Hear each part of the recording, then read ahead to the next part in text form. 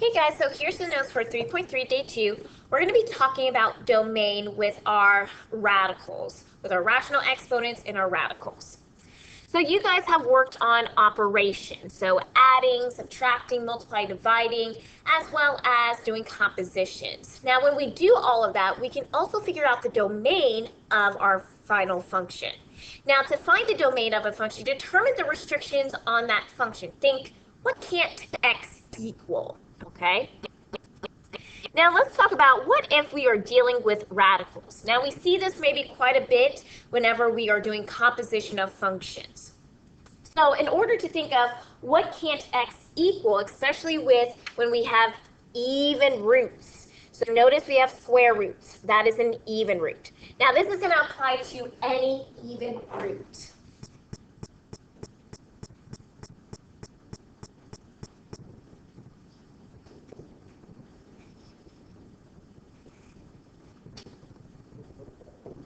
Okay.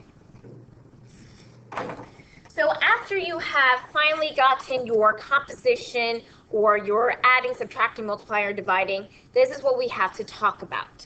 So what we're going to do whenever we have a radical is we're going to set what's underneath the radical greater than or equal to 0. Okay? And the reason being is, think about when we have even roots.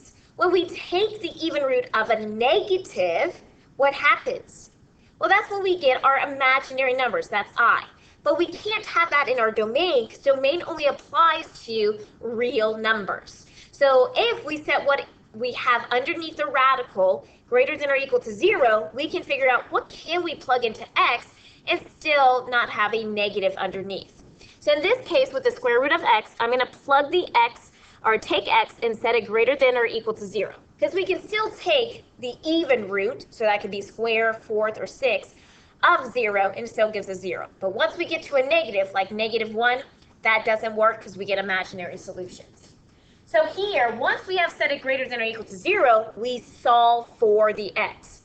Well here, that we don't have to do anything more, meaning we don't need to add, subtract, multiply, or divide. So basically our domain is going to be x is greater than or equal to 0. Now we do need to write our domain in interval notation. So once we have solved for our x, okay, we need to write this. So notice we want numbers that are 0 and larger. So we start off with 0. Now remember, because we have an equal bar, that means we're going to use bracket. This is going back to when we did a lot with absolute value, when we did like absolute value inequalities and anything like that, okay? And this also is with our quadratics inequalities. So anytime you have an equal bar, that's going to represent a bracket. So we go from 0, and because we can have any numbers larger than 0, that's going to represent as a positive infinity. Infinities always have parentheses. So our final domain, or answer here, is going to be bracket 0, infinity, okay? So when you are adding, subtracting, multiplying, dividing, or doing composition, if your final answer is as a radical, this is what you'll need to do to find the domain, okay? Okay, let's look at example 2. Once again, we have a radical. It's even because it's a square root. So what we have to do is figure out what can we plug into x and still have either 0 or greater, meaning 0 or positive numbers. To know that, we need to set what's underneath the radical greater than or equal to 0. Okay, now you have multiple ways of doing this. We can move the 4 over, and then we have to multiply by a -1. Or another way of doing this, I'm just going to add x to both sides. Okay, so this is saying x has to be less than or equal to 4. Okay, so another way of writing this is we might have 4 is greater than or equal to x. I'm going to rewrite it so it's a little bit easier for me to understand. X is less than or equal to 4, meaning that we can have numbers 4 or smaller. Now remember, we need to write our domain in interval notation. So when we do this, if we're going smaller, think about this, we're going smaller, does that represent positive or negative infinity? It's negative. So we actually go from negative infinity, and then our largest number we can go up to is 4.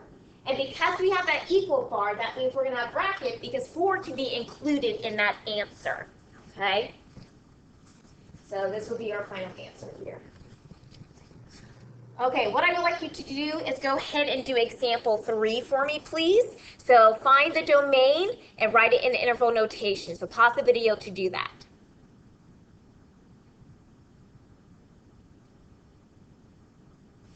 Okay, let's see what you got here.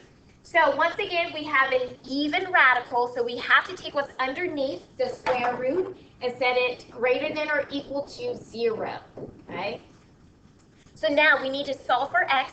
I'm going to subtract 7 from both sides, so I get 2x is greater than or equal to -7, and then divide both sides by 2, so I get x is greater than or equal to -7 halves.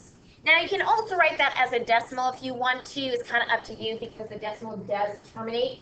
So now we need to write this in interval notation. Because x is getting larger, so greater than -7 halves, that means we're going to positive infinity. So remember, when we write domain, we always go from the smallest to the largest. So our smallest here is going to be -7 halves, and notice we have the equal bar, so we do bracket, and then we go to positive infinity with the parentheses. Okay? Okay, let's go ahead. I will do part 2 of this video. Once again, we're going to do domain of that.